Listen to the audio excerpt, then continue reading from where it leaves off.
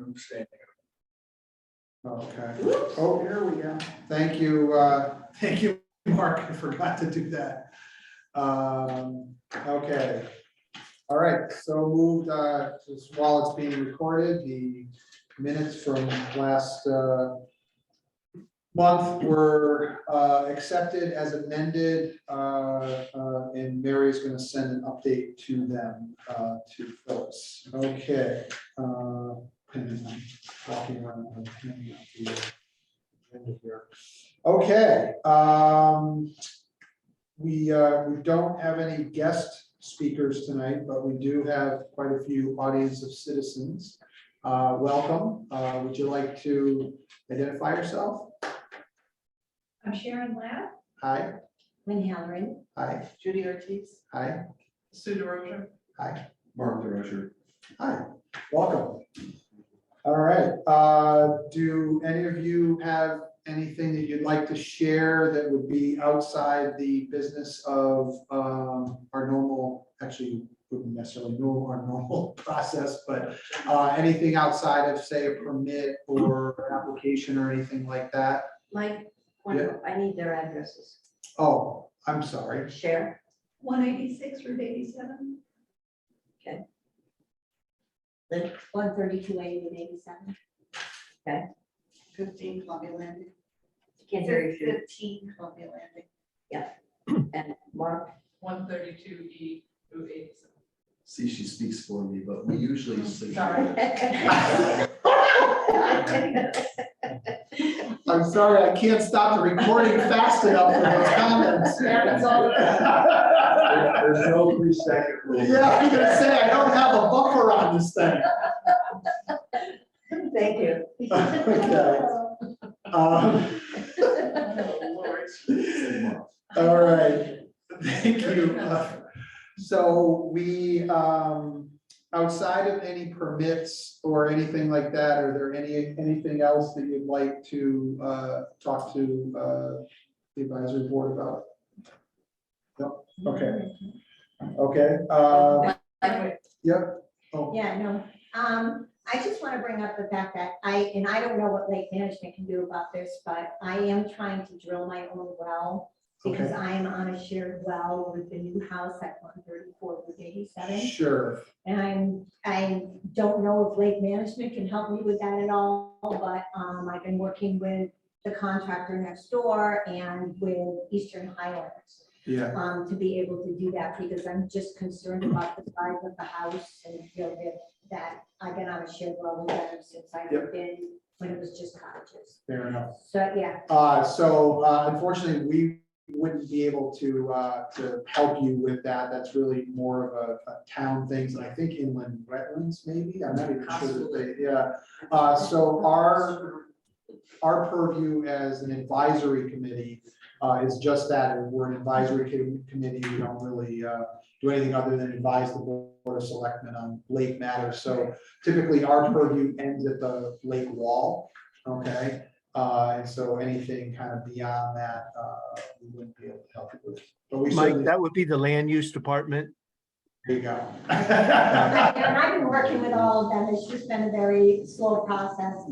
And, you know, obviously, and my concern is that I think I have a window of time because I would have to come through the 134's property to do it. Yeah. So that's Mark Walter up there, and he is our town administrator and can help. Eastern Highlands is the rate determining step. Yes. Right. Okay. Yeah, and I have worked with Glenn. Yeah. I've been talking to him and he has contracts next door. All right. Good. Okay, and so committee reports, any updates on the dam?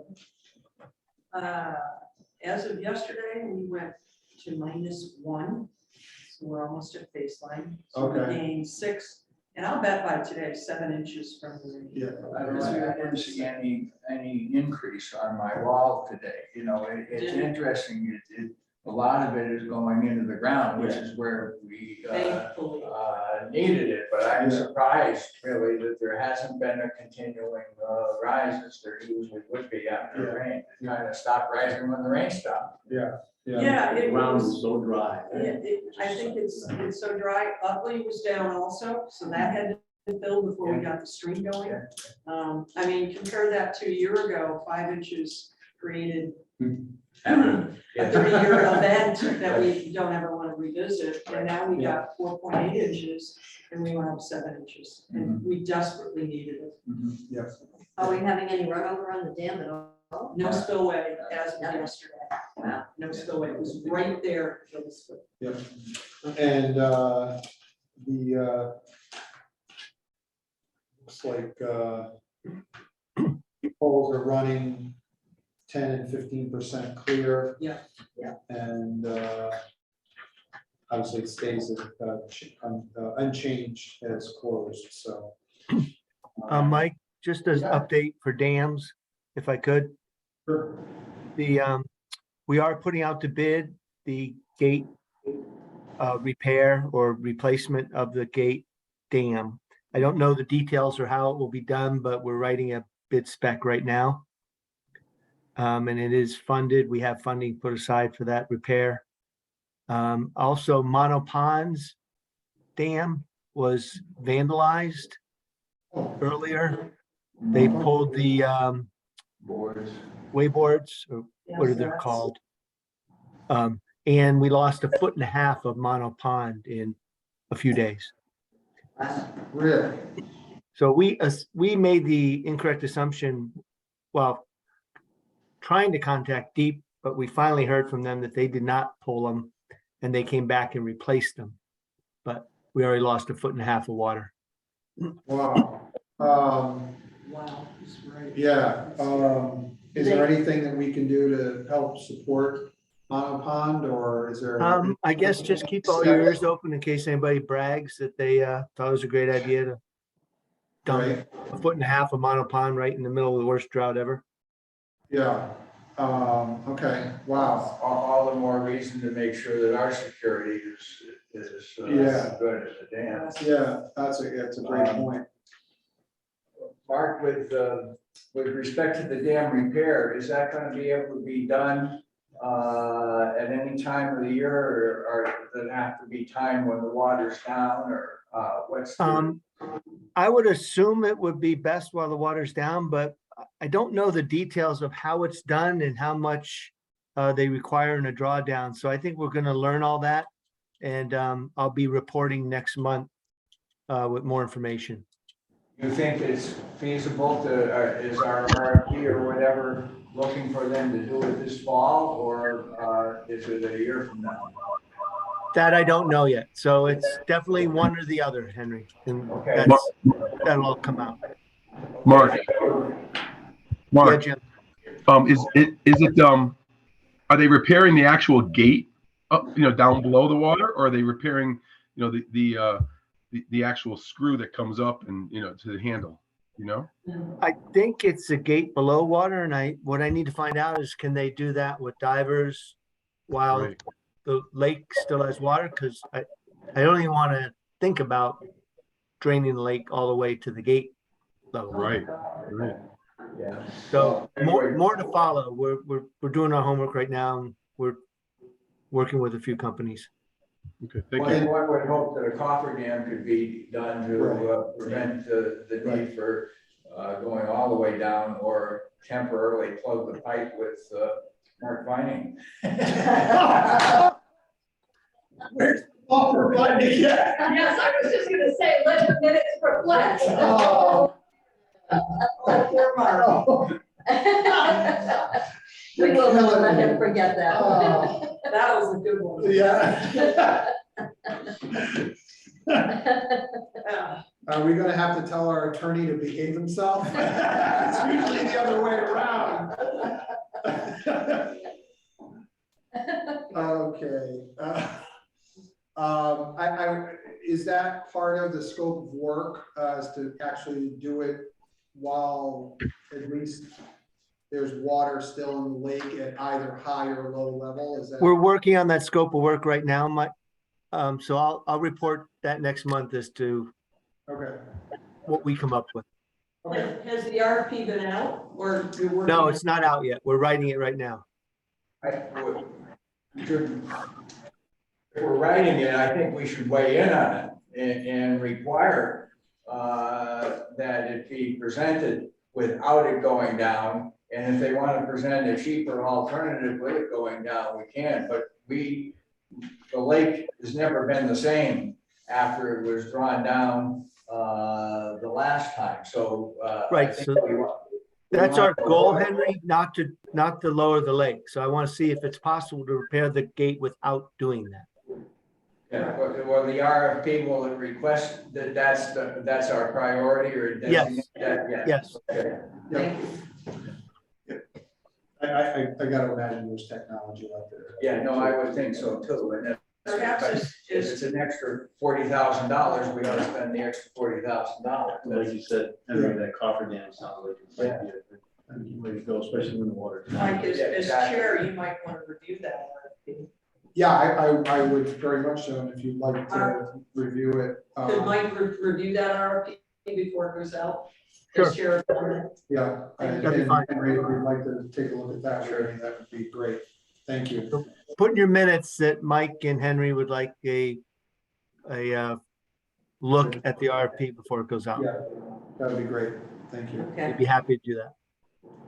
Thank you, Mark. Thank you. Mark, one more question on that.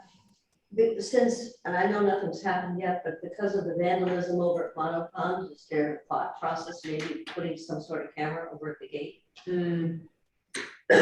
Just thinking, that's all. It's a good idea, Shirley. FYI, two kayakers alerted me, and then when I went over to measure this weekend, that there's a ton of debris from, it looks like legal fireworks that were set off at the dam where the old mechanism is for opening the gate. I just put it all in one pile and I just wanted to alert, but it did lead me to think, do we need better security at our dam? Particularly after what you told us about Mount Pond. Okay, I'll bring that up with facilities and with Beth.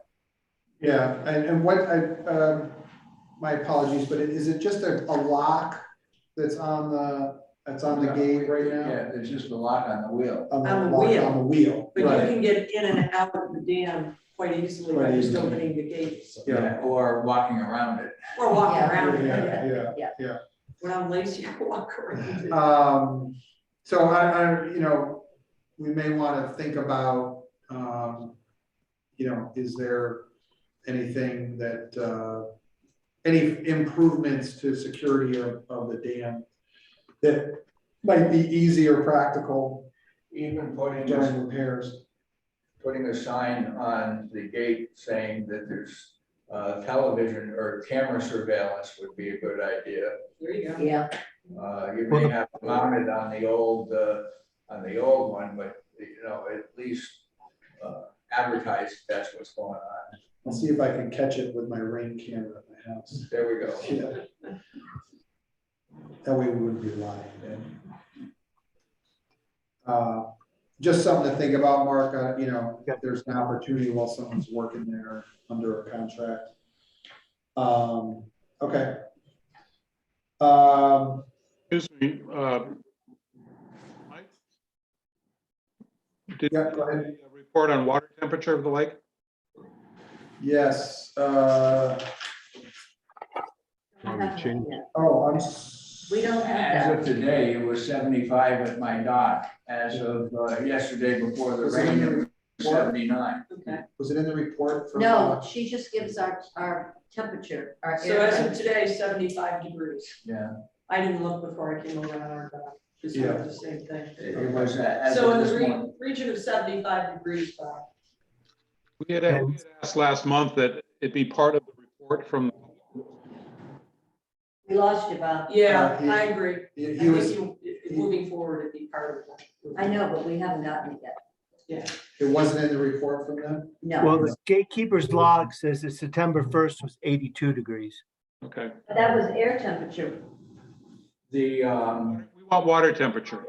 well, it could have been the water temperature too, but it was with the cooler weather, it was 79. But the main thing I was trying to keep track of was with 64 or 62 degree water going in, how fast was it going to surface temperature? And I'm not, Mine's taking the temperature down 2 feet. So it had gone from 79 at 2 feet to 75, so it dropped at 4 degrees. Henry, I'm not so concerned with what the actual temperature is. I'm concerned that last month we asked the town to provide us with the water temperature as part of the dam report. And they have Correct. not done that. Yes. Well, it says current temperature, my apologies, I just don't know if that's I water know. temperature or if that's, hey, Mark, Yep. could you clarify, please, what the current temperature is on the gatekeeper's log?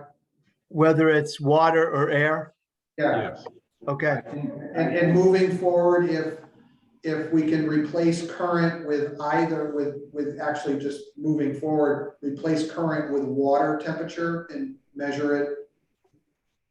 I believe it could have been 82 degrees on September 1, given our weather last week. And so forth. I'm sure it's air temperature because we don't have a thermometer down at the dam. Right. Okay. Could we establish a process to measure the water temperature, please? I'm sure that's easy until the lake freezes, but We can just. Minor detail. they'll assume it's below 32. Once it freezes, we know that it's 32 Yeah, right under the ice. Okay. It'll be 39 at the bottom. yeah. All right. Okay. All right. Very good.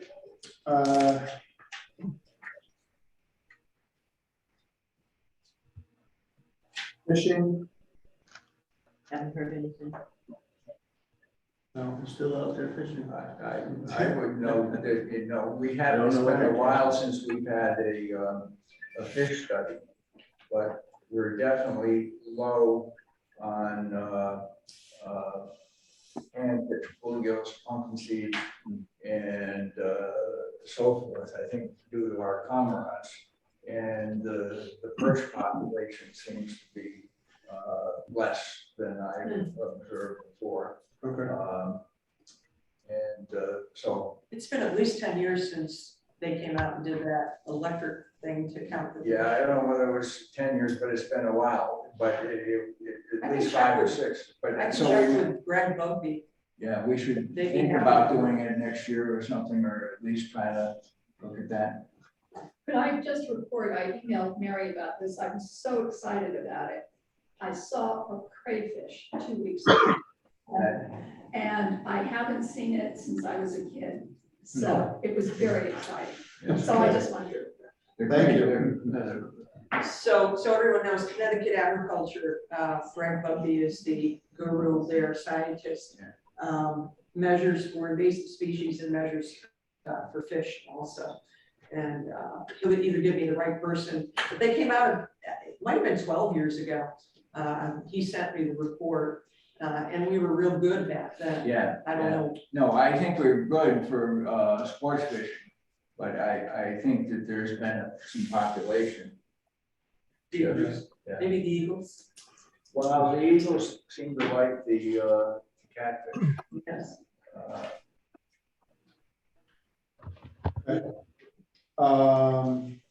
And access, safety and regulations?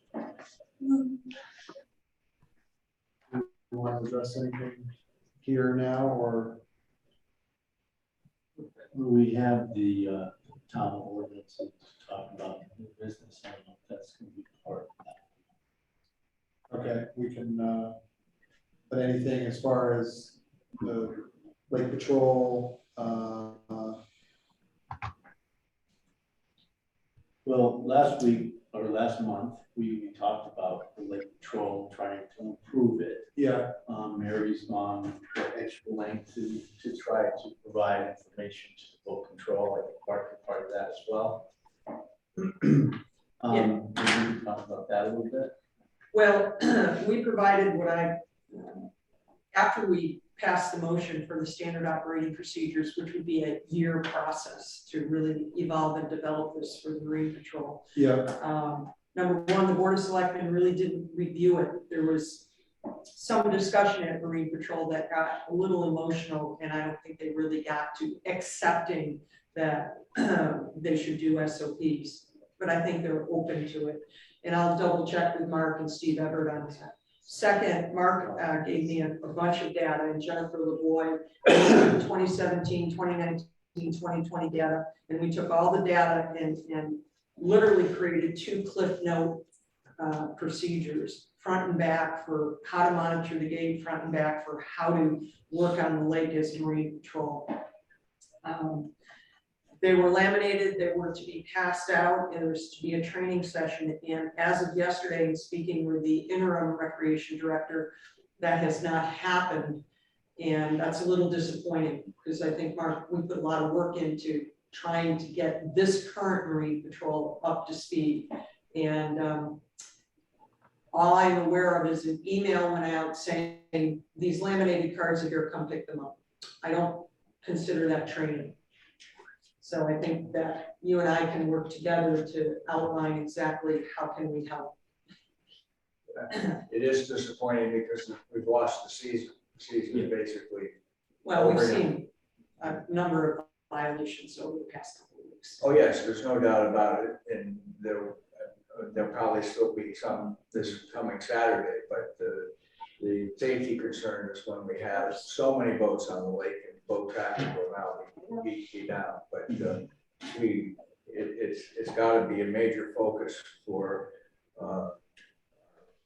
fall winter season, so that we're ready. Absolutely. In the spring with Marine Patrol works. So work to be done. My recommendation will be that we're going to totally rehab Marine Patrol and most likely have a liaison focused on Marine Patrol and separate training outside of basic boat regulation training and including a total revamp of training the gate monitors. So we will not make any assumptions on the following season of how that training has been happening. Mark, I don't think there's a need for, maybe I'm wrong, but I don't think there's a need for boat safety training because one of the requirements to be a Marine Patrol officer is to have. Well, You're breaking up, Bob. You're breaking up. it's, we can't hear you very well. Well, let me try it again. Let me try it again. That's better. Turn it up a bit. Nope. One of the requirements to be a Marine Patrol officer is to have a current boating license. So there's probably not a need to train people in boating safety. There's a need to train people in what the town ordinances are and any particular things that happen on the lake. So I would concentrate on those things and not on whether somebody needs to get a boating license or not, because they're supposed to have that before they apply for the job. I would agree. We'll be looking for a more mature, older, seasoned Marine Patrol staff with more boating experience. Yep. Okay. Great. Watershed management plan, any updates? Stormwater culverts, has there been any progress on this?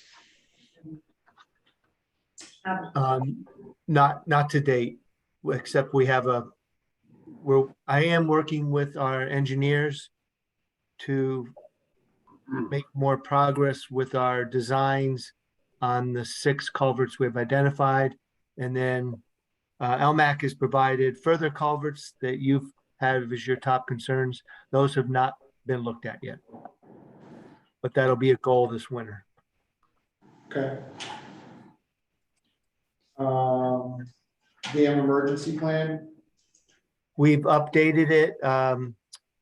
We still need to get it out to LMAC And I just had a meeting today with Jerry James, and he put some thoughts into, one problem is every emergency plan we have in town has a list of contacts, but basically they're all the same. So we're going to reference an emergency contact list that will be the same for every emergency plan because it's all the same people. And we'll simply update that contact list and it'll ripple through all our emergency plans. So that was the meeting I had today with Jerry James. All right. Sounds good. Permits. We have, I think, some interested parties here as it relates to the proposed docks for 134 Route 87. Is that, has there been any review of this yet? This application? Several reviews of it over the last 2 seasons. Okay. Say again, Steve. I said we've looked at this over the last 2 seasons. I know that the application just came up and we want to listen to the applicant speak tonight. So I think we should just start there. Is Yeah. he here to speak or is he on Zoom? Not there. Oh, okay. Okay. Well, I Lynn is here. listen. Yeah. I have the Jason problem. So I read your Lynn, notes. Lynn, we have an email from you. Would you like me to read it or would you like to speak? I mean, I can just speak and just say Okay. that my concern is that, you know, we are in a cove. It's small, it's very crowded as it is now. They have 4 docks. And my concern is that I believe, and I just saw the plan yesterday, I didn't really know what they were asking for. If they combine some of their docks in the boathouse that they have, and they move it in closer inside the cove, like closer to where my dock is, I just, looking at the picture, it looks like it's gonna be very restrictive. It's gonna crowd, you know, the cove. There's already my dock, therefore, the one that is Candace Tanner, I think she must have a dock. It may be a little past the code, but Therian's on the other side of me. And then there's 2 moorings that are basically pretty much almost in the center of the entrance of the cove. Mhm. And so my concern is that if you move it in, you enlarge the dock. And I'm not 100% sure if they're turning it, how they're going to get their boat in and out. It's very shallow in that hole. I'm just concerned about the whole plan and how it's going to affect being able to get my boat out and maybe even their in their own. And the other thing that, I mean, maybe I'm wrong, but I thought that if you kept the dock that you had and just changed it or rebuilt it, because it was grandfathered in, then that was the rule. If you wanted to change anything, that you had to go with the current rules, which would be dock has to be 5 by 20. If you have less than 100 feet, and you get 2 5 by 20 docks if it's more. You're right. I thought that, and so to me, it's like, it's my opinion that it's like either they rebuild what they have or they can't do what they're asking because they're asking to combine and make them bigger and. I mean, am I wrong? May I build on that? Yep. You're not wrong, you're correct. We have a section of our standard guidelines for granting permission for construction and maintenance of structures. In section 8, part B, it reads, no existing structure or improvement covered by these standards may be relocated without complying with the standards. So I'm looking at this application and it checks relocation. When I turn, they're relocating a boathouse and really relocating 2 docks because you're taking care of One docks. of the problems we have with this was looked at last year. That same argument that you just made was told to these people by me at their house or at their lot. And I offered to talk to them about the new regulations, well, not new regulations, but the regulations on what you could do going forward. And we would need to redo this application. So it comes in this year. with the same wish list that they put in last year. So we were having this, not having this specifically for that, but at this meeting tonight, I expected them to be here to discuss what they wanted to do. So I'm a little confused at tonight, to be honest with you. I just, based on just this regulation, I don't see how we can approve this. No. And the precedent scares me if we ever considered it, because we get a lot more people coming in.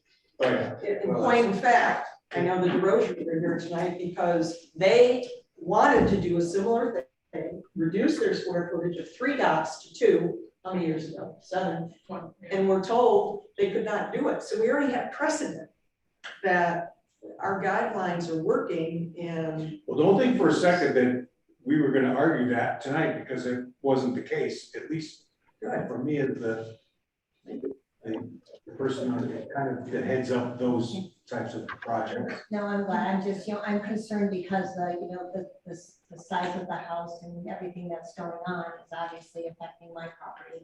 Not have no problem with them. They're very nice people. They're gonna do what people allow them to do, the town allows them to do. And my concern was just, like I said, I'm just concerned about the crowdedness, how crowded the cove is. And I have little small grandchildren that swim there all the time. And I think you bring a boat in even closer, it just, it scares me for their safety. I mean, Major if 5, safety 3, 2, and another one being born in a couple of weeks, it's like, I want to make sure that they can safely swim because, I also think that if you approve this, it just opens up, like Mary said, we were refused that several years ago. There was no, just so you know. No, but the precedent would be that tomorrow I'm gonna put a permit in to. I'm sure everybody, say no. I think I can speak for everybody on the board that read that application was like, wow, I don't think that's gonna happen, because it goes against everything that we've done here that I've been on for the last 5 years. If there was a place to make an exception, it isn't here. That's a good way, that's a good way of putting it. yeah. that's a small code. And Yeah, I didn't it realize until I went out, it also has 2 moorings. So when you're navigating a boat, you gotta navigate a couple of sailboats and then 4 docks on this side and a couple of, wow. Yeah. I And went it's to go shallow. swimming. Right, and it's shallow. So, There's also 2 jet skis anchored there, bow to stern offshore, and they were told back when Mark Coleman was here that they couldn't do that. So, there is just creeping invasion of the code. And its natural environment is challenged too by changing having the crop collection there. Yeah, I was waiting for this, sure. Did you get permission? Not for me. You don't need permission for me. So, I'm a neighbor, 132E, not adjacent, but a neighbor. I swim, and actually this morning I swam again. In addition to all of the, I won't call them hazards, but things in the way there, there's also a floating dock that wasn't mentioned by Len. So it is a very busy cove, and I don't think this is going to improve it. I'm concerned it might make it worse. And repair of the existing structures, I think, is one thing. When things are being moved, that changes things, as Mary was saying, and that opens up Pandora's box. So I would urge you to not approve it. Okay. Do we need a motion? Has everyone, I want to just give everybody a chance to speak. No? Everybody good? Let me just ask, docks can be moved, right? But if they're moved, they have to adhere to the present right. code. So they could go from 4 docks to 2 docks because they have 120 Right. feet of lake frontage. So they're allowed 2 docks. So if they wanted to relocate anything, they could go from 4 to 2, is that accurate? That's correct. But they'd have to just go by the guidelines. By that we have. 20. And all the other guidelines. So as long as they could have And three things, after 25 feet from the neighbor's There property is- as well, right? Is it 15? Might be 15. I'm sorry, someone just joined the meeting, someone by the name of Mike. Do current guidelines allow for a garage? I'm sorry, Excuse Mark. me, wait, Mark, sorry, one second, please. Someone just joined the meeting with the screen name Mike. he's muted. You're muted. We just need you to identify yourself, please. Even likes besides that. That's enough. Can you please identify yourself? Me? Yes. Oh, he's on Hello? Yeah, there we go. Mike Dobush. Oh, hi, Mike. How you Oh, doing? I like, How you doing? Good. Thank you. Okay. So the question at hand, Like, it was said that if things are moved, then you have to conform to current guidelines. Yeah. So my question is, do current guidelines allow boathouses, boat garages? yes. My understanding was no, they're grandfathered. No. That's correct, I was wrong. Section, So we can Actually, we build, didn't have time. okay, it's. Thank you. It is listed in section there. 4. Yeah. close enough, Yeah. thank you. Yep. I believe you. Go ahead. Amy. I do want to point out that there is a provision in the grandfathering section that does allow grandfather structures to be moved if it is an improvement to the guidelines that we're seeking to protect. So if it's an improvement to public safety, if it's an improvement to the preservation of the lake, is an improvement to the neighbor's view, those types of things, we can allow but it has to meet those standards, which clearly it does not here, because the concept is we do want to encourage grandfathered structures to do something that was maybe be a little bit nicer all the way around and still be able to maintain their grandfathered structure. But this permit is trying to sneak under that by just saying we'll reduce the total square footage by some amount, but it is doing a number of other harms to the environment and to safety. That makes it not a wise. Beyond the regulation, there are other unintended consequences that this is going to create. There's water safety issues, there's ecosystem issues. I mean, we could have a thorough discussion just on those two, let alone as a visual obstruction. These are all things we've discussed before, so. Okay. So do we need a motion? Yeah, I just want to clear, has everyone spoken on this subject? Hey, Mike, is there, I'm sorry, Jim, Say go again, ahead. Jimmy? yeah, I haven't seen, is there a plan on this that shows the position of this on the It's lake? It's a satellite view and it does show the movement of these structures. It's not entirely clear, even what they've proposed there, just because the resolution and size of it is relatively low.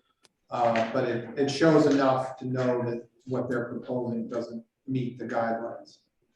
Is there a narrative about what they're proposing? Not really. Then it's an incomplete application. We can't vote on Well, yeah, it's a small narrative. There's Okay. There's enough. Construction would include base footings according to town regulations, wood-based structures, Trek plank, roof of boathouse would be metal or fiberglass corrugated sheets. it. Are there any dimensions mentioned for the proposed work? Yes, Okay, so it's clear that they do not meet our guidelines. correct. They don't. not as new structures. As grandfathered structures for relocation, they would not meet the guidelines. Henry? Yeah, whoever makes the motion, I would like to suggest that the motion include a representative to meet with the applicant so that we can hopefully help them understand why it was rejected and to give them some guidance as to what they can do to improve those structures, because they are old and need to be replaced. Yeah. Fair enough, but it sounds like, and please let me know if I'm speaking out of turn here, but it sounds like, Steve, you already had that conversation. We did, I did. What And I was quite surprised to see this application come in again, because I gave them my number, I said I'd be available to talk about it with them, come over and help them. Yeah. So that we could manage it through however we did, Right. according to the guidelines, and then it showed up it went away last season. Showed up again this season with kind of the same game plan. Well, when we have not approved other motions, because I have 4 in front of me, we've written a communication also explaining. So I'm happy to draft something for Henry to review. Well, and I think And Steve, Steve, obviously, because you did it too. I'm really surprised they're not here tonight. And within that, we can say we're available. Whether it comes to this meeting or, you know, you and I can go on a meeting. Yeah. Who else is on the committee? Is it us 3? Jim. Yeah. Oh, Jimmy. Yeah. Jim, did you stop there? I did not see it, no. Okay. I haven't seen it. Steve and I spotted it. I've seen it twice.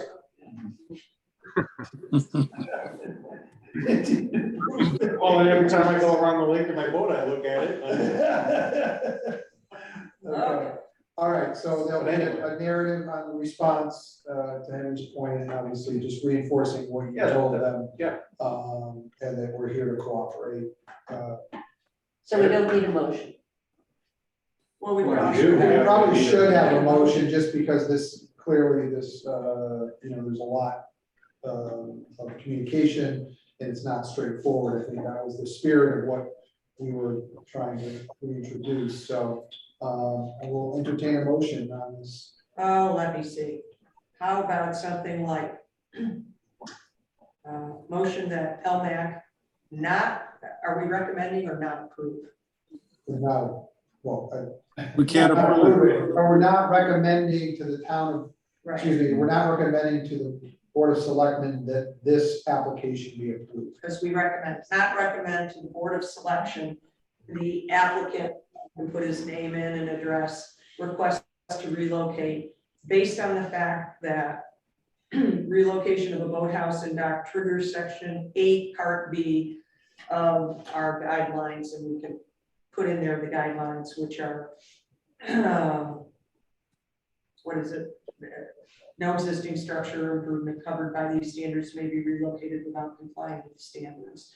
Relocation, that's probably enough. And then Yeah. Henry's sentence would be, LMAC offers, LMAC will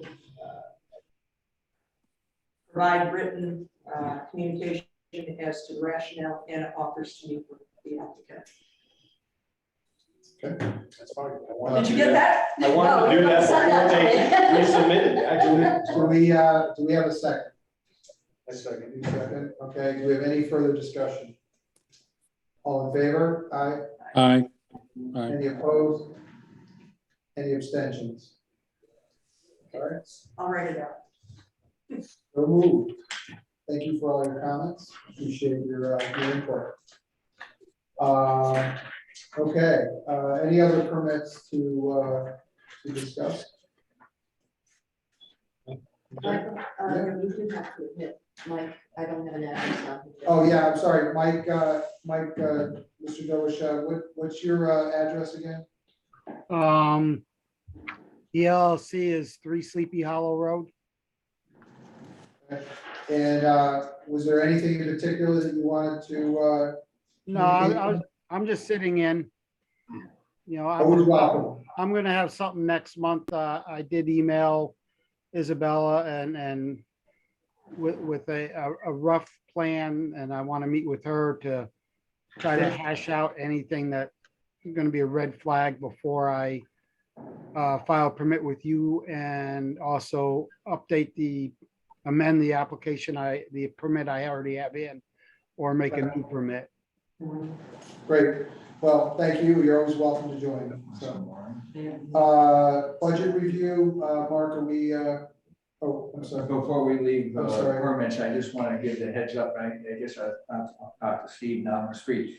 I need to get, I'm putting in a permit. I didn't get it in today to just be able to repoint my wall. I sent everybody a picture of what happened to it. And I thought I was going to be able to do it in September when it was warm because the water was down. But now it's underwater. That changed things. I'll have to wait a few more weeks. Yeah, fair enough. Okay, thank you. Okay, Mark, how are we doing for budget? We're good. We've been tracking our main budget item, which is the testing and monitoring of the lake, and we're still on track. Okay. ESS update, anything? The monthly came in. I don't know if anyone's had a chance to read it. I sent it out last night.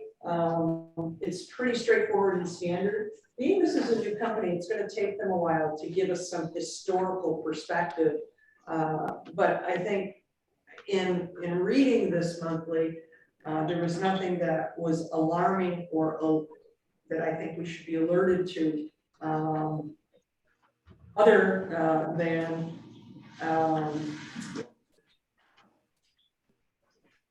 the monthly water dissolved oxygen.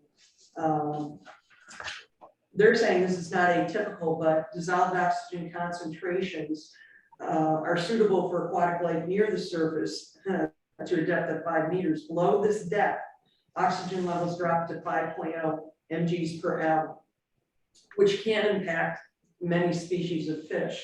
Well, that's standard for this So time of that's a year. standard thing. Yeah, Okay, that's the it's only why you thing. don't catch the big bass in the deep part of the lake this time of the year. They did do a plant mapping. They are working on GIS maps to tell us exactly what they found where. So we do not have that. They just did this 2 weeks ago. Their conclusion of the plant mapping was it's all native species. Thank you. And sometimes it can grow at nuisance levels, but was not at what we would consider a nuisance level in Columbia Lake at this time. Their rationale for this was because nuisance is defined in most lakes as greater than 15% plant, whether it's native or invasive. The issue for us becomes it's in the swim areas. Yeah. It's in everybody's swim areas. Right. Now, I'm not going to take a side here.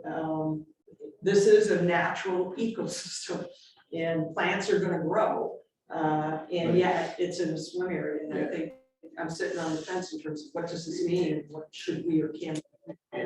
But I think we should wait for the final report. Yeah, what we need to concentrate on this in the winter time. This is a native species, but it is invasive to Columbia Lake because it wasn't here. Because it's this particularly the one with the all pondweed wasn't here, 7 or 8 years ago, and it is spreading. It was first noticed around the island, and now it's in all of the major coves. There are 8 areas. And I have no doubt that in a short period of time, probably measured in a few years, we will be at that 15% level. Yeah.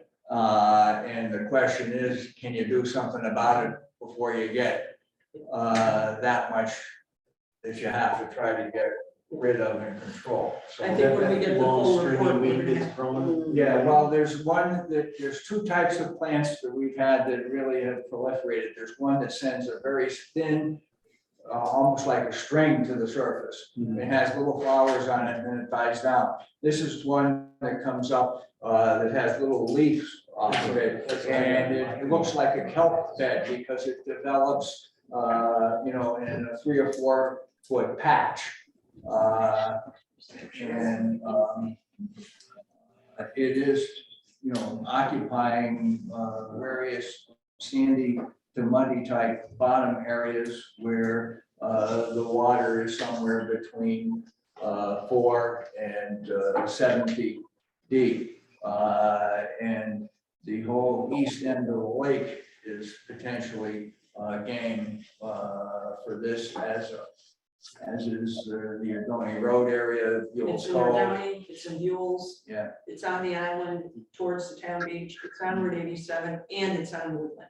So Yeah. you're right, it's just kind of. yeah, and the thanks primarily probably to propellers cutting it, it migrates with the waves and in some fashion can drop seeds or whatever to create new colonies. So it's going to be complete within a short period of time. So I think we do need to be focusing on what to do about it. I think at some point, and I know in new business, we're gonna talk about a potential modeling to do with ESS. We should have ESS at this meeting. When they complete the plant mapping, if we choose to have them do the modeling, so Yes. that we can educate them and they educate us. That would be, we have consulting built in, and that would be the perfect time to have a consultant. Yes. Because this discussion should. And I'm sorry, did they give us a specific budget for the modeling, or is this Yes. something that just fits into the? The modeling is an additional $3,500. It is in the contract, Okay, but it is, and we budgeted for it. yeah. Wherever Mark is, we budgeted for it, so it is in the ESS contract. Mary, there was one other thing in the report, and they're talking about the phosphorus levels at the inlet. Yeah, And they're concerned about that, and I'm wondering that historically, we've had an issue with one of the property owners down near the inlet who used a lot of phosphates in dealing with their lawn. I don't know if that person is still doing that, but it was a concern in the report. thank you, yeah, and they noticed there's a lot of what I think they call pond scum, which is a really crappy looking green algae that is not harmful, it's not a cyanobacteria, but it's likely from phosphates or phosphorus entering the lake. Well, and there's a lot of grass right in front of that property Yes. too. I mean, Yes. a lot. And when he sprays, he has a mask, he literally looks like hazmat, so it scares the hell out of me. We should, how do we proceed with that? With modeling or with the? No, with this particular property phosphorus? owner, we have a phosphorus issue. Well, the modeling might help, this is bigger picture probably, in that you measure at the inlet and there's a major culvert that comes in, and part of the modeling is to measure stormwater culvert and how much phosphorus is coming in during the rainstorm. So the modeling could also help to say what's coming in, but specific to that neighbor, now, indirectly, we could probably say. That may be a good idea. We say we've noticed this, further studies are being done with respect to the culvert and so forth, but a word to the wise.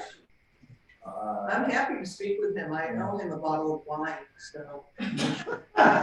Make sure it's phosphorus free. I was just about to say that. You're on fire. Now, is using fertilizer with phosphorus in it a restricted, or Yes. is it? It is restricted. Okay, The only way you could possibly buy it in the store as a consumer is for lawn start. To start the lawn, correct. That's the Theoretically, that's there the- are a couple products out there that are being used on this lake that have 2% phosphorus. I know that's a low number, but it's still phosphorus. Yes, it shouldn't be, correct. So, Well, and I'm not, saying that I have any lawn to be envied of, but I stopped doing, any treatment to my lawn many years ago. so did we. Yeah, well, and it got rough for a little while, but it does improve. I mean, it's a weed. Right, well, I think we should give an award for the best lake lawn.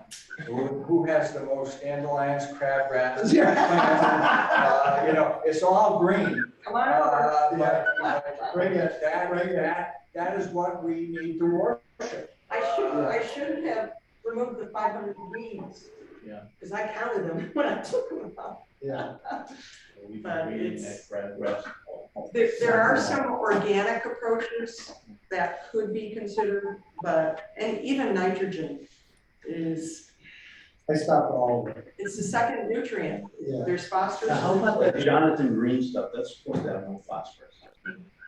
Phosphorus is fine, but even nitrogen, that's the Well, second. but the one thing, nitrogen, is you don't want to have it washed right in, but nitrogen at least leaves the lake. Phosphorus, when it's in there, never leaves unless we suck it out the dam.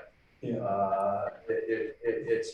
The lakes are a phosphorus sink. And so it just slowly builds over time. We have enough of it going in just by rain wash and not going in by leaves falling off the trees and deteriorating over the years. We don't need to be having people add 2% to it because they think it's doing something to the lawn. Phosphorus does not make a lawn green. Phosphorus makes roots grow. Okay, so So I'm what's happy the to action steps? indirectly reach out to and have a nice chat, and we'll see. Okay, Can we also ask to try to get that report to us earlier? I find when it gives you, when you get it the night before, there really isn't adequate time to review I agree, it. Henry, and, you know, it's kind of, we had similar also, you know, a year ago. We just started getting monthlies really a year ago. I think we've got to work with them to say, we'd love you to come the first week of the month, which gives you 3 to 4 weeks to give us a monthly, and we can get it out a week before. Yeah, So I think it's just right. And coordinating. and next week, next year's testing schedule has to be in a different. Exactly. So they can- Exactly. So these guys are good. They're sharp. I've been with them twice now, and they do more in essence because they measure in 4 different spots for water quality. Their plant mapping was very specific, so I'll be curious to see what the report is. Move up from there. okay. All right, so we kind of covered both the old business and new business here. Yeah, I think I think so. Okay, geese update. Seem to have a little reprieve from our feathered friends. They were there yesterday. Oh, they were? Oh, yeah, I saw 20 of them from my house yesterday. Oh, yeah. Really? And they're still disappeared. So the migratory populations are showing up now. I saw a big bee on fly overhead on Friday morning. There's another theory, and I reached out to Megan, I haven't talked to him about this. I think the 50 who were on the lake, most of them have left. They Okay. got old, they're teaching their kids. There are actually 5 phases of when the geese meet and mate and nest and have their kids and grow up. In the 4th or 5th phases, they go to other ponds to test their wings. So we have 16 on our lawn this morning. Sophie did a great job getting rid of them. But since August 15th, there have been 16 on the lake. That's about what I saw yesterday. Yeah, and they're wandering around and they're very skittish. They're not like the ones who just sat there and didn't care if my dog was there or not. They're immediately leaving. So I think this is, you know, the model pond guys moved, or your pond guys moved here, or, you know, Andover Lake, I don't know. And ours, I think, have gone elsewhere. And that's a pattern that's happened in the past too. It's called ponding and origin or something like that. I know after the fireworks, we didn't see very few of them around. But at the same time, that phase is when they leave and then others come in. So they have a molting phase where they get rid of their feathers, and then they have this ponding origin phase. So I wanted Ming to confirm it because somebody sent me something. Okay. I also read that sometimes when it gets too warm, they'll leave and go somewhere cooler. And that happened just about the time when we had that 9 days of 90 plus, so maybe that has something to do with it as well.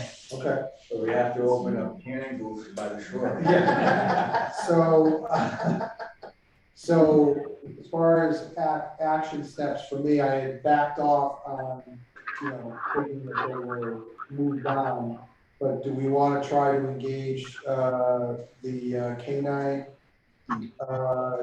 this fall to see if we can disrupt the ones that are here? Or do we want to, I just want to give you option two. Yeah. Option two is that we just are planning to get them on board for, or to try to What's the mitigate. I missed the meeting, so what's the canine?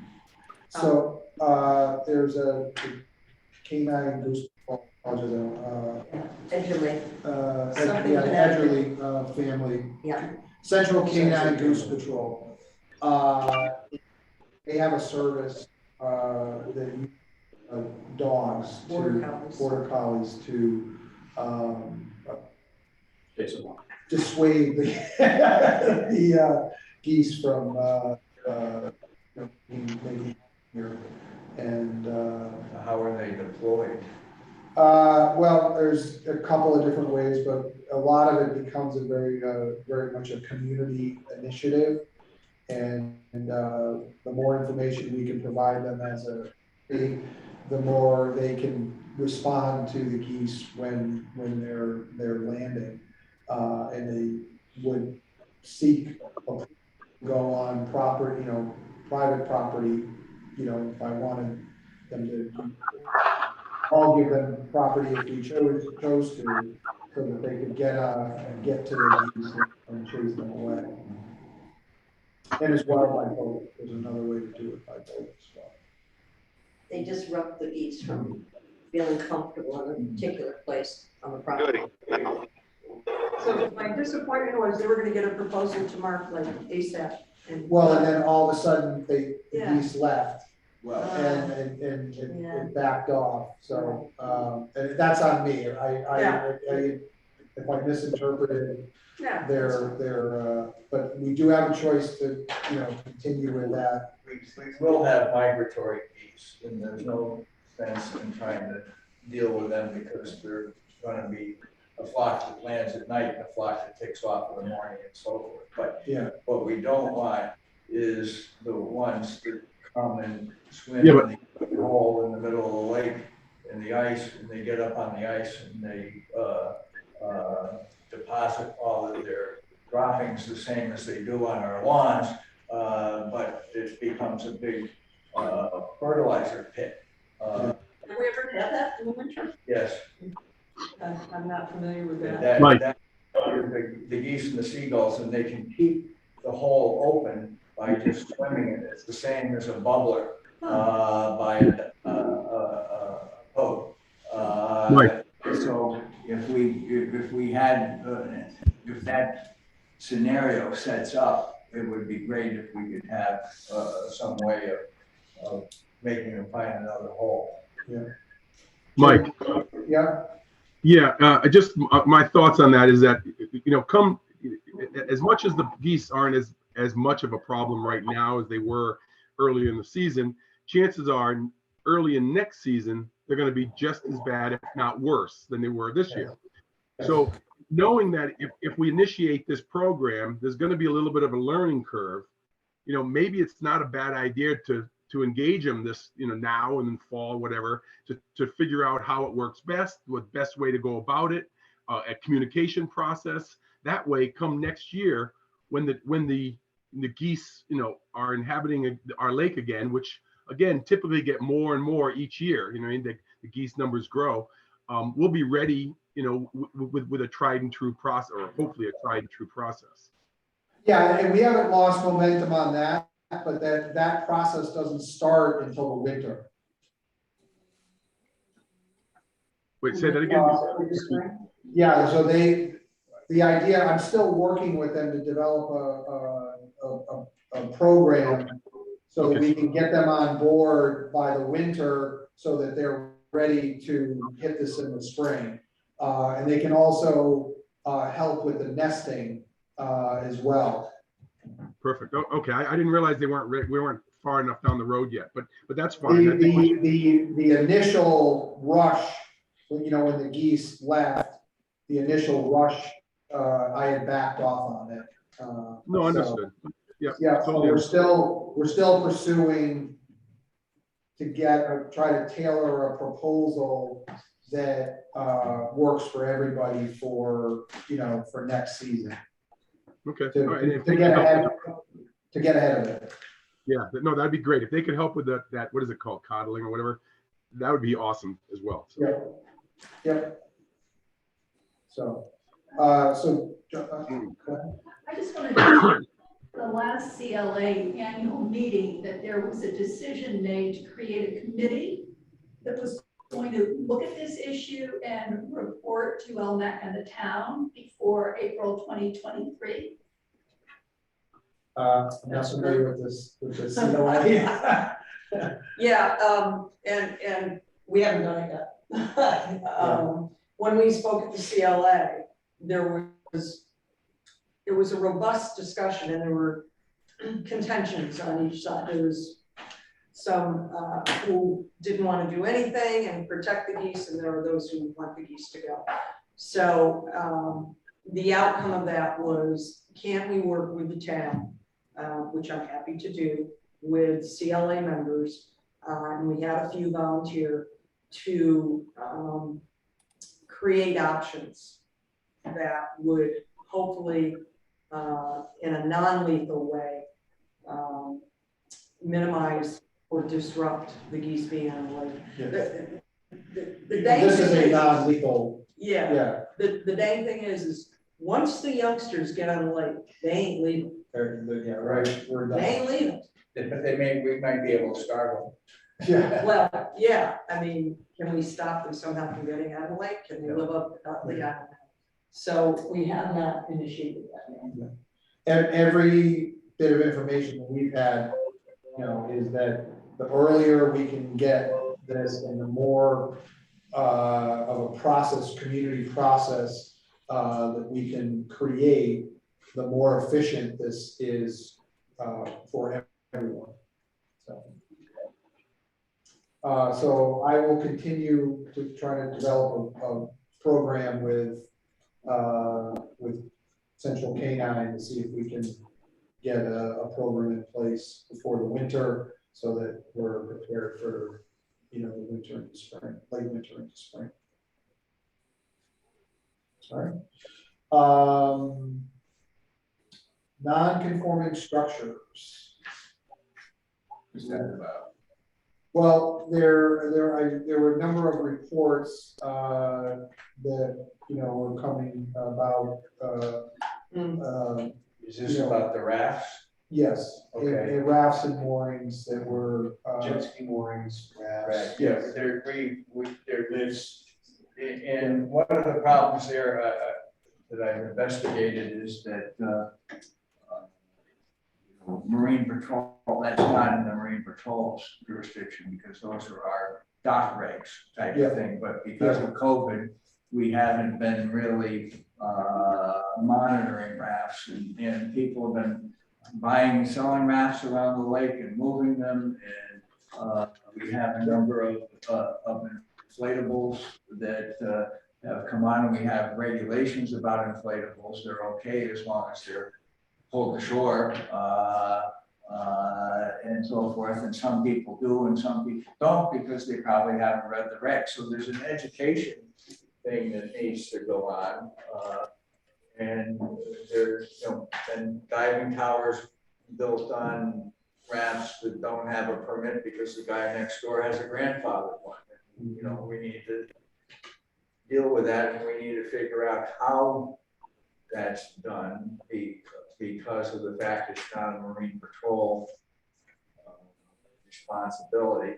And yet we don't have patrol authority either, but the selectmen need to decide how we're going to try to bring that back under control. Hey, Mark. Same thing for moorings. Yeah, Yes. Moorings, rafts, docks, everything.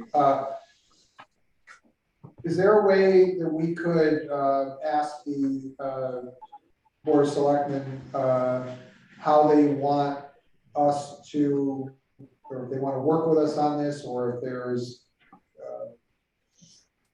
we need a way to survey and survey the lake for, non-conforming structures, and then obviously make notice to those owners who have those non-conforming structures. Is there any support within the town to do that?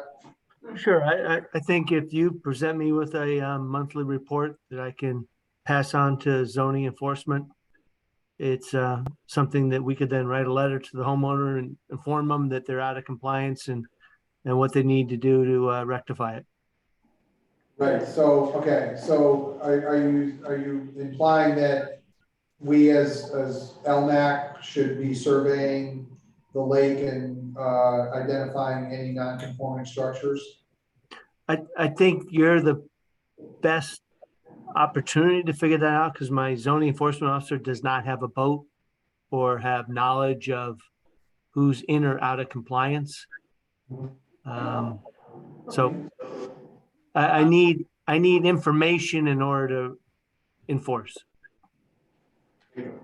Wine and cheese Mike, cruise. Everybody on lake management. Wine and cheese cruise, We need he or to. she, we're good to go. We Just need call to- us if you need community support. Yeah. I'll get a trailer for the back. We need to start by the records in the town hall, and this probably comes to a point where we probably need to have records, and we have, I'm just guessing, but I'm assuming that when, permits come in, they get approved, they get put in a file drawer, but we don't have a master map or anything else like that that says these properties have approved moorings, these properties have approved rafts. Rafts are supposed to have their address on it. We haven't been enforcing that, but it may require somebody to go through years of permits to figure out who's got something and who isn't. In terms of Yeah, is there even like a spreadsheet that shows the lakefront properties by address? My guess is what you're requesting is really to try to budget for an intern out of EastCon to come in and make that entire study come to life, because there's nothing automated other than go file by file around the entire lake and review every land use file. Wow. Yeah. well, that's 150. It's doable. There's no doubt. It's Couple not- years- It's just a project. Excuse me, but a couple of years ago, the zoning enforcement officer went around in the town boat and took pictures of every single person's house so that they could reevaluate the taxes. I don't think it was a zoning enforcement officer, maybe the assessor that might have done that. But so anyways, the town has pictures of everyone's house. I don't think They the may have- houses are the issue. We're talking Yeah, but they- about rafts, docks and moorings. But correct? the docks and everything would be in the pictures. Okay, you're saying, Bob, a full picture from the lake might reveal an inventory that we have? Yes. Okay, thank you. Yeah, I think there's probably another way, a number of ways to approach this, both visually and from a data standpoint, Put a drone out there. Not a lot of lake. I know. Not allowed, but like, yeah, that's. Bob, right. what year do you think that happened, that survey? Was it for the revow we just did? No, the previous one. So that'd be 5 years ago. Yeah, I think so. Okay. Thanks. And you know what? I'll check. Right, even, the best thing to do is to go to the records and see the permits, because even 5 years ago, we may have had people that were not in compliance. Okay. We need to go back to the source, and so having an East Con student do the data digging and, spend 8 hours pulling that together, I think is a smart thing to do. Well, let me also, let me sit down with Mary and let me see what kind of data we have right now and then cross-reference that to the permit file. And what do you think, Henry? You think it's 150 properties? About 161, I think. Okay. So that's not unsurmountable. No, it's not about 160, it's about 161. Yeah, and the assessor just is. That's my result. The assessor is interested in docks. We haven't taxed rafts yet or moorings, so, The number I have is docks. She gave me the number for docks. Right, she has docks, but I'm not sure that it necessarily captures every raft and I'm sure it doesn't, yeah. and mooring. So we need to just look at the permit history and say who's got rafts, who's got moorings. And then we have to figure out, there are a bunch of them that are grandfathered, but at that point, either we figure it out or the people says, no, mine's grandfathered, and they tell us how. You could also look at the Board of Selectmen meeting minutes because they are the ones that approve the rafts and docks. Yeah. So yes, Mark, if there's a way to create a, It'd be a nice data file to have going Yes, forward. absolutely. exactly. We need to start it. And then Yeah. somebody, if you wanted to look up for, say, 3 things, you can say, I already have this. yeah, Right, well, that, exactly. and when This someone, already. when something gets added, it can just be added to the. Be nice to have that. database. Yes, exactly. Yeah. So yes, Mark, if we could start there, I think, this season obviously is we're tapering down, but if this is something that we could try to get, I don't know if it's unreasonable, but to ask by, say, February, to have a list, a database. I'd be blown away if we could get it by February. Well, I'm thinking about, holidays and other stuff, but is that a unreasonable ask or a reasonable ask? Let me do my homework and I'll report back as to what we, the best thing to do is to create the database and just start with everything new and then keep backfeeding it and keep importing historical data. Except that we can't go and enforce what we need to enforce. What we have now are people that are not in compliance. And so we have to be able to identify who they are and do that. So we do need. Well, isn't there a list with all this extra taxpayers on it that? Where's that list? Oh, I'm sorry. Did that come out of my mouth? I was. We can, we should be able to develop that database, and then maybe we can get something in the Spring Columbia Views that tells The regs, yeah. owners that this is going to be the right word for crackdown on us, so that they might decide not to put their mooring out if they didn't have a permit or to Kick it off file for a next permit. Yeah.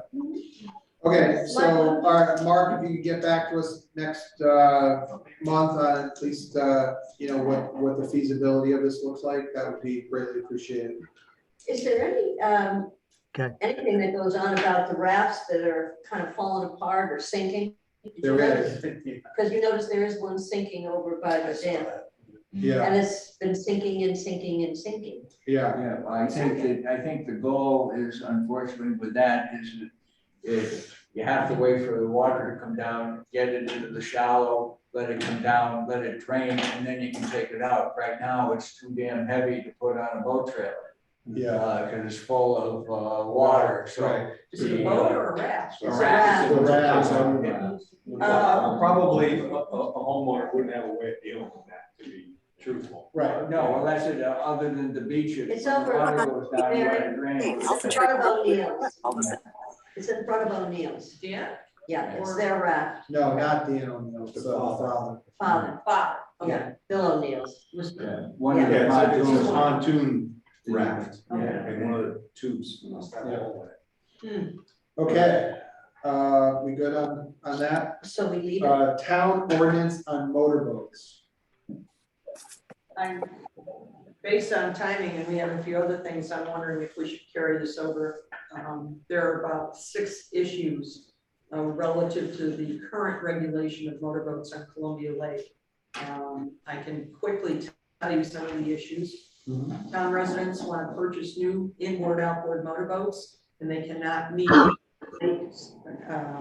town ordinance of an engine horsepower of 150 or less, because the new brands are starting at 200 or 220 horsepower, depending on the brand. People are inquiring if we will change the ordinance. And I think there has to be a fair amount of discussion and probably a subcommittee to talk about options. A town resident wants to purchase a ski boat. It's a 260 horsepower, but he's modifying it to 150 horsepower by installing a restrictor plate device. So We have a precedent. Can we add to that a little bit? Can you add to that? Comment to I'm that happy to. one? Because when they say they want a bigger boat, bigger engine, restricted, the boat is going to be heavier to start off with, and that's what causes all the weight.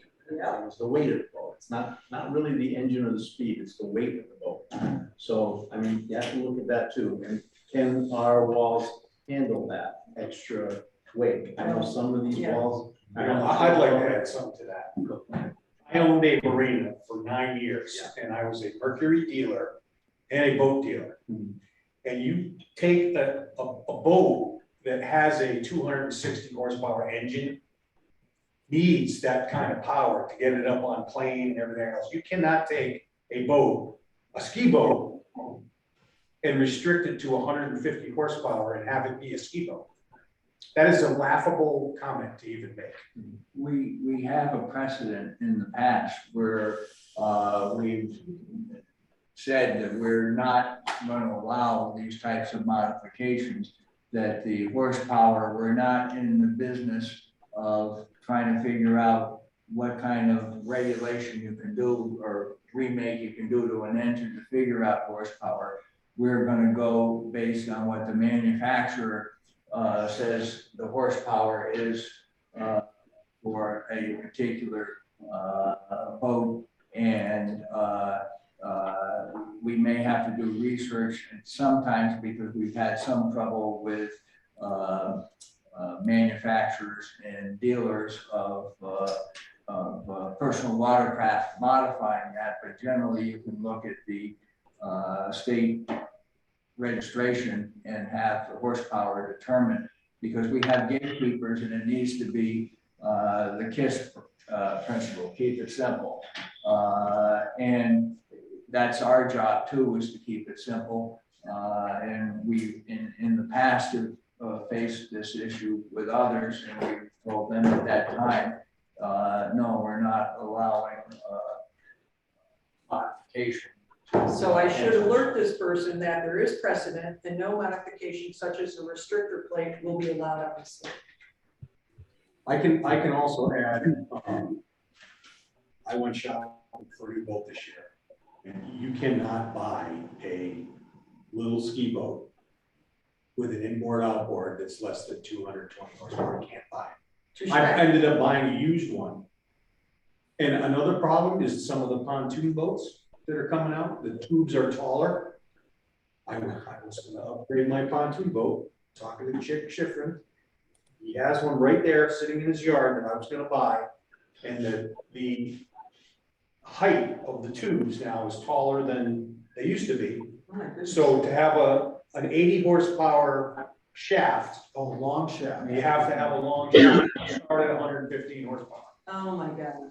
So you can't even get a boat, well, you can get You can get one. pontoon boats, but this particular 22-foot pontoon boat replacement, same brand of the one that I have right now, that I have an 80 horsepower engine on, needs the long shaft engine Which throws more weight.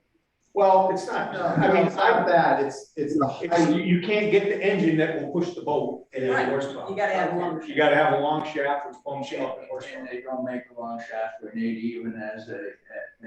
No. You know, Mike, if I could, years ago, actually, we've had this discussion many times. Every 5 or 7 years, it comes up when the boat manufacturers start changing. When they first changed, they used to be 150 horsepower IOs. And when that changed to 130 and 180, they eliminated all the 150s. The board here discussed changing the horsepower limit because everybody wanted the 180s because that was more equivalent to the power that the 150 put out. And the board discussed it for many meetings. And what was discussed at that point and what the concern was is that if we made the change then, the next time the manufacturers make a change to what their horsepower, typical horsepowers are, we would have to make another amendment because a precedent would have been set. So that's the reason we didn't change it before, because this is not the first time it's come up. And with my time on the board, it's come up 2 or 3 times when we've had long discussions about it. And in that tenure, like I said, the horsepowers, they eliminated the 150 IOs and they went to the 130 and the 165s, which are still available, I think, today. But everybody wanted to They're not. explain. I tried everything. You can't. Well, but so we become a market for the classic boat. Yeah. Maybe it no longer is a Chris Craft, maybe it becomes a 1980 pontoon boat, but or we have to go to. I went to a 2010 Sea Ray. Okay. 175, it has 130 horse, Yeah. 4-cylinder inboard outboard. Yeah.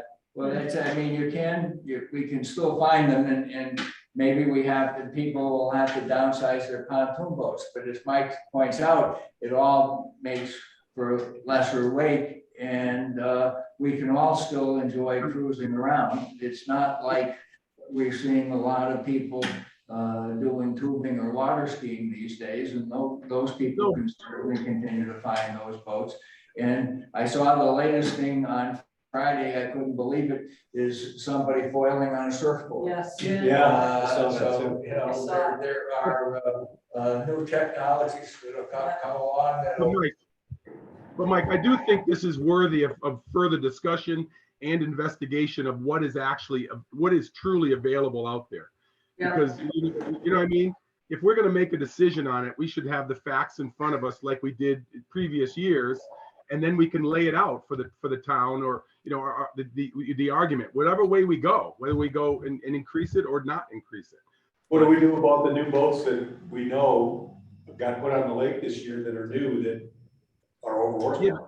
Well, and that's what town residents know, inboard outboard boats are on this lake greater than 150. Well, they shouldn't have been launched. That's what the gatekeeper's supposed to There's do. a new chaparral, I think it was, There's several. it starts with 220. Yeah. But the problem is that most boats that were on the lake 10, 15 years ago were, 14, 16 feet, maybe an 18 footer was rare. Nowadays, they're 18, 21 foot. And with the bigger boat, you're going to get the bigger engines. Matter of fact, the availability of engine isn't going to be, the smaller engines in these big, larger boats. And that's, we may have to have smaller boats. And the other thing that the horsepower limit has worked to promote is that if you're a non-lake resident in the town and you're having to make a decision whether you want a boat that you can use on other lakes, on the shore in the Connecticut River or whatever, you may opt to have a bigger boat and not use it locally. Yeah. If we allow bigger engines here, we're going to have more boats. Well, they're getting on the lake. There's several of them. Well, This is something else that the gatekeepers got to control. Mark, the gatekeeper needs to be watching horsepower when these boats are being launched Absolutely. and turned away if they're not, in that if it wasn't done at the time of the inspection, they ought to be re-inspected as they come in during the course of the fall. I think next year, that should be, every boat should be checked. I thought they were. Absolutely. I Yeah. thought- They're not, if they had a Yeah. sticker from last year, they go in there. Yeah, oh, yeah. Carmen Vance stopped one, that was I believe though, 90 outboard. Yeah. Said it right on the thing, and said to the girl, and the girl said, well, he has a sticker from last year.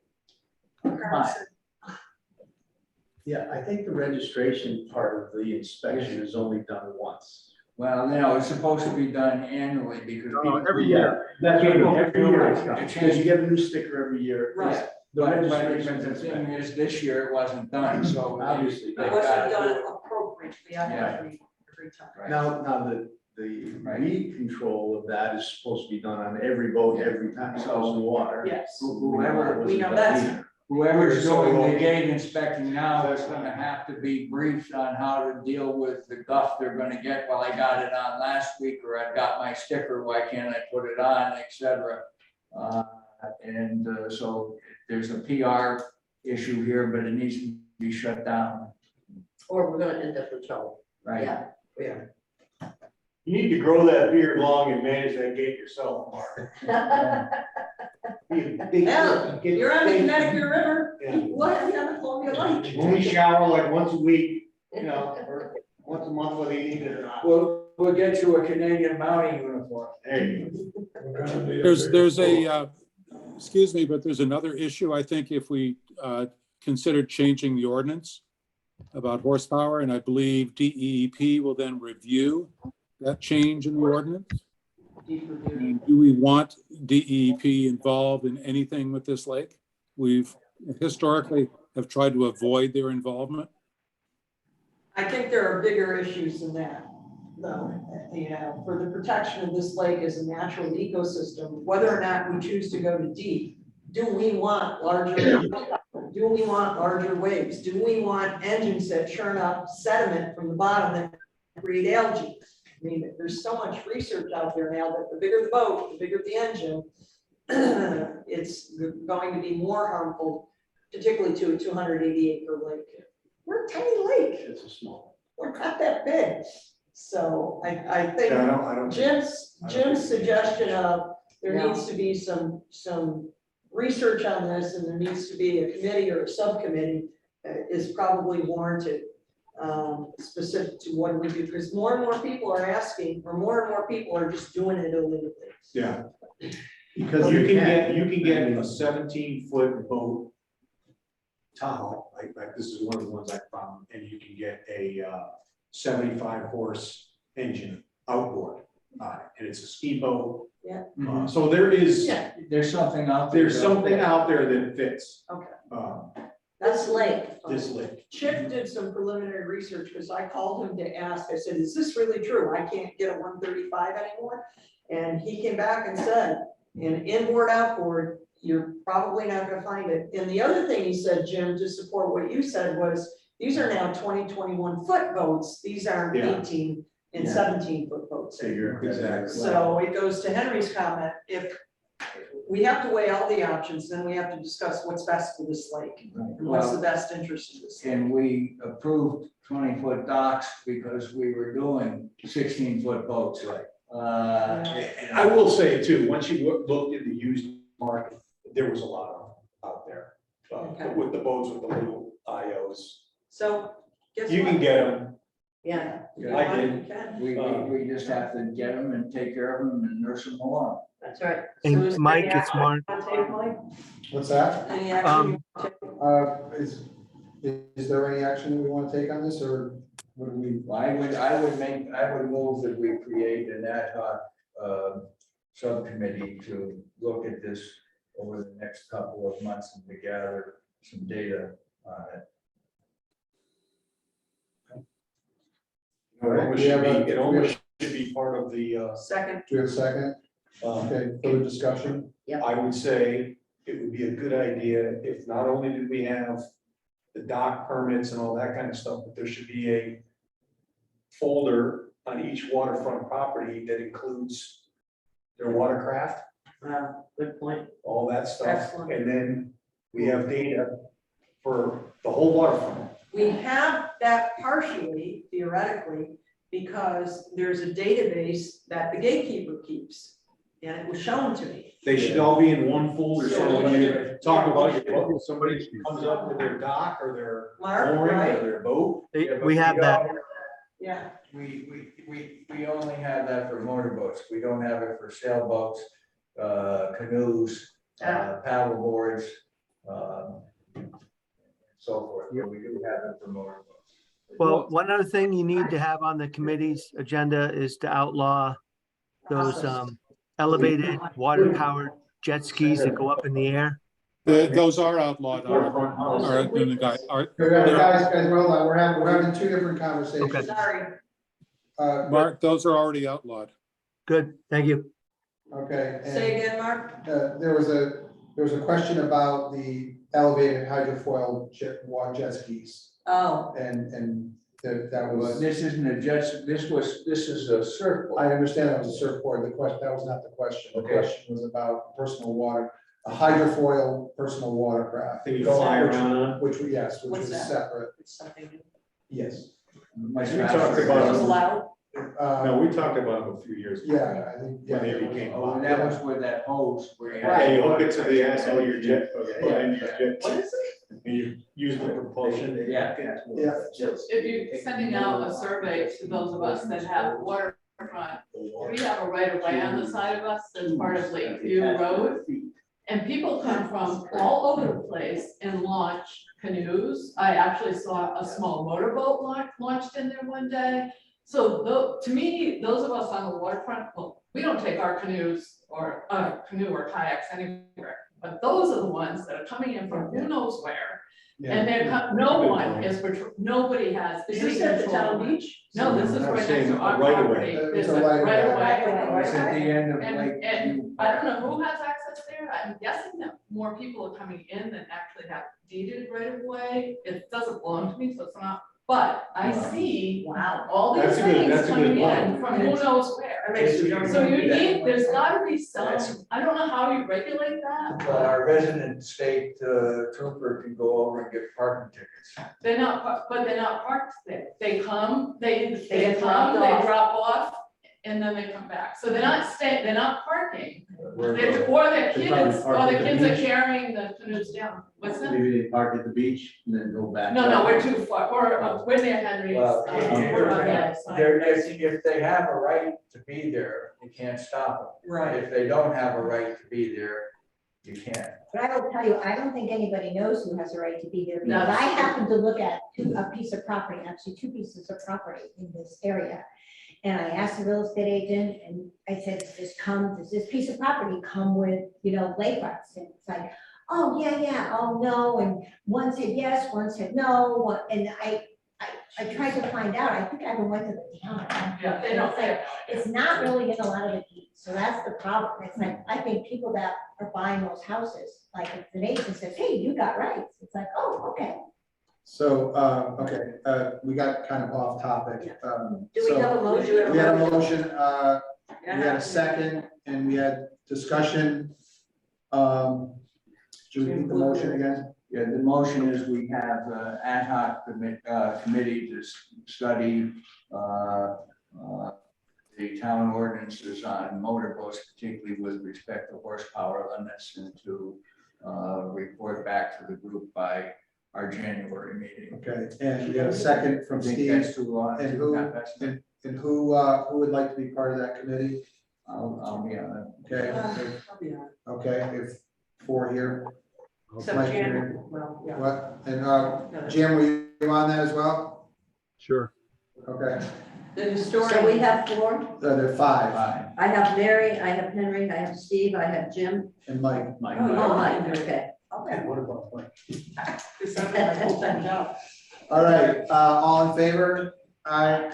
Aye. Any opposed? Any abstentions? So moved. We already kind of talked, I think, have we already covered the gate operations and monitoring? Yeah, okay. All right, with that said, do we have any other new business that we would, so this town ordinance on town ordinance on motorboats, that'll get moved to old business. So, Okay. Can I ask one other thing about the motorboats and, before we leave it? yeah. Is the report that we had received maybe a couple of meetings ago, gatekeeper report and the boat patrol report. There wasn't a lot on it, basically, how many people they let in the water, how many people they pulled over. But the report, I don't know, I think we need more on that report than what we saw. Yeah, Mike, that was a function of our Mark Volta, Previous. who was out the door at that point. Gotcha. And if we look back to the report prior to his incompetence, Yeah. you had really would see had a lot robust. more data. And so I would imagine It that. should be in the new SOP. Yeah, So that, something that's going to change about that. Actually, it's. We'll revamp everything.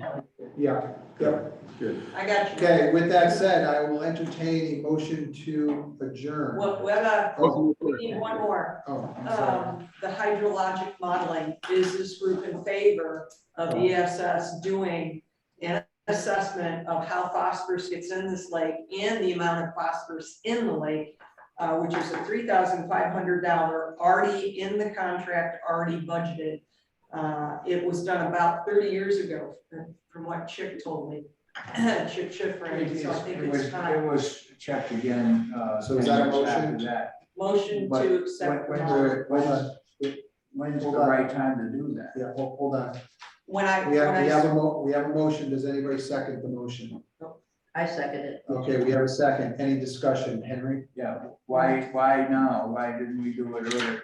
There would seem to be a Because- time of year to do the that. time of year suggested by ESS is September, October.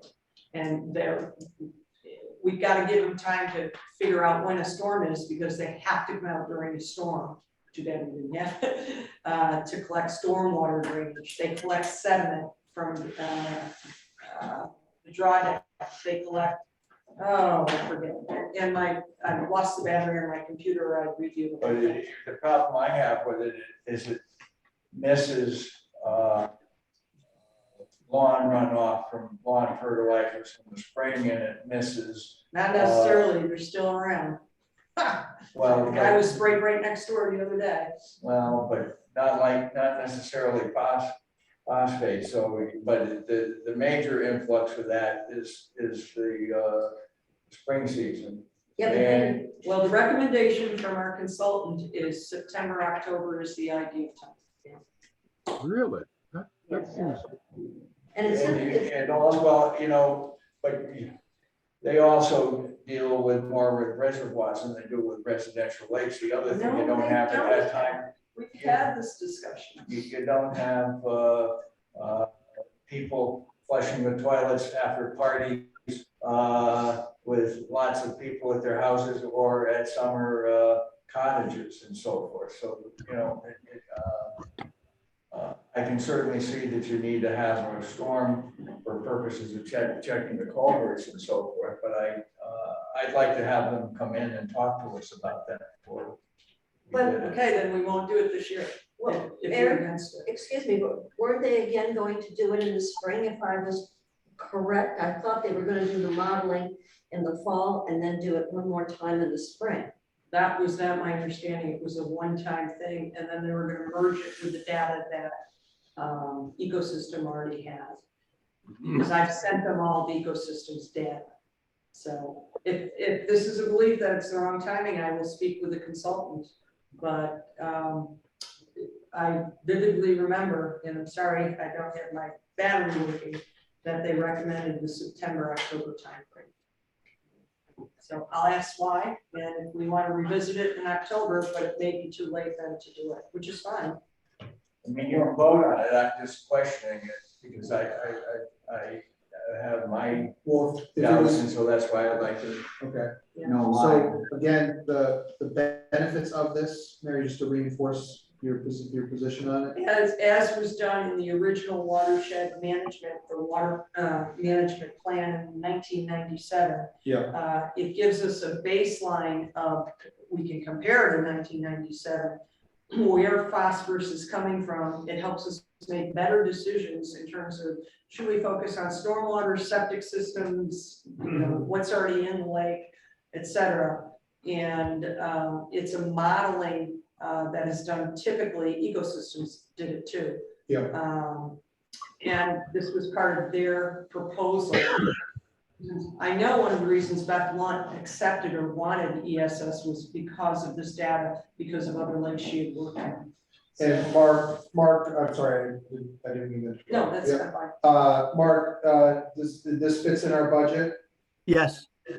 Okay, so any further discussion, we can push it to a vote. My point is, we haven't done it since 1997. We can wait another year. If we have to, we can take it up in October, or maybe still do it this year, but I think we ought to have information to make sure we're doing apples to oranges. They may have only recommended the fall because we didn't contract with them until May. If we had contracted with them in This February, they might discussion have took place recommended in the spring. February and March. That's, Yeah, this was already, if it was in This the was already- proposal, this was already part of the The original evaluation proposal, of the services, as I remember. yes, Is this an annual service that they do? it could be. Well, why don't we do it now and then again in the spring for next year?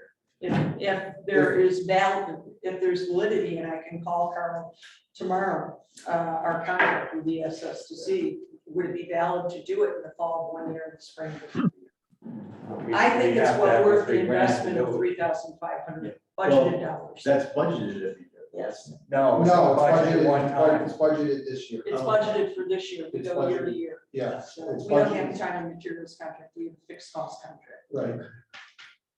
All right, any other discussion? Okay, all in favor of performing the modeling? We have 1, 2, 3, Three, 4, me, 5 from Bob. Yeah. Any opposed? Me. We want opposition and any abstentions? I'm gonna abstain from this because I don't know enough about it. Fair Yeah, enough. that's what- And Jim, did you abstain or are you, I'm gonna abstain just because I don't know enough about it either. I was trying to understand and I missed a lot of it. okay, so we have 2 abstentions. 3.